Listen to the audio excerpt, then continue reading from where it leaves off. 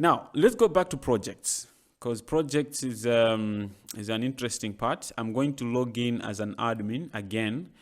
Just log out and log in as admin, just to make sure that we can access all the features in the project panel. All right, this is the email that we're using as an admin, and if I go there, it's going okay. So now you see even things have changed. Total clients 1, total employees 1, hours logged 2 minutes, and so on and so forth. So quickly, as an admin or as an organization owner, you know how much time has been spent. But let's just go to projects and go here. So now I'll open up this trial project, and I can quickly see how things are going. I can see the activity timeline, that Ishmael started a timer, created a task. You haven't added any new milestones yet, but here you can assign members. If you want to add any new members, you can choose, and this is going to be populated from the list of employees.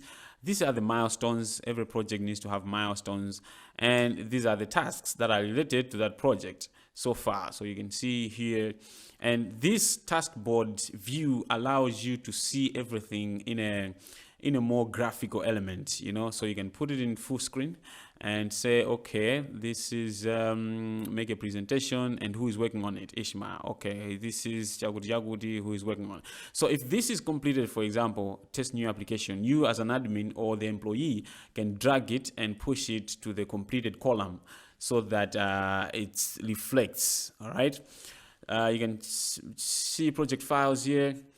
You can manage invoices for the client or the project.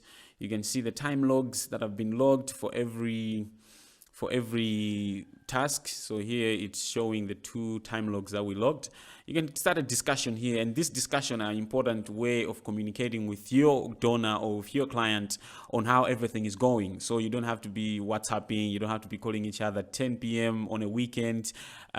This just makes it so professional, because then you can track every discussion. Whether you lose your phone, if you get a new one, you're still going to be able to find these discussions, and they help in the evaluation of the project. A fun and very interesting feature that we incorporated in Kaizen is the Gantt charts and the bent down charts. So if you have the task that you have created for this project, it's going to be able to show you in a graphical way. You don't have to go to Excel and start creating Gantt charts. Every time that you log a task, it's going to show you when it's starting and when it's ending through this view right here. So you have 3 tasks. If you add another one, this is what you're gonna get.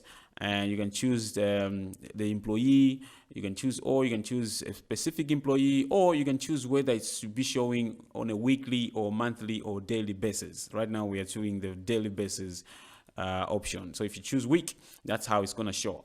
If your project is connected to finances, if you have the finances logged in there, like how much money has been bent and all that kind of stuff, this bent down chart actually shows you all of that, like the trend that has been used, the amount of money that has been used, and all that kind of stuff.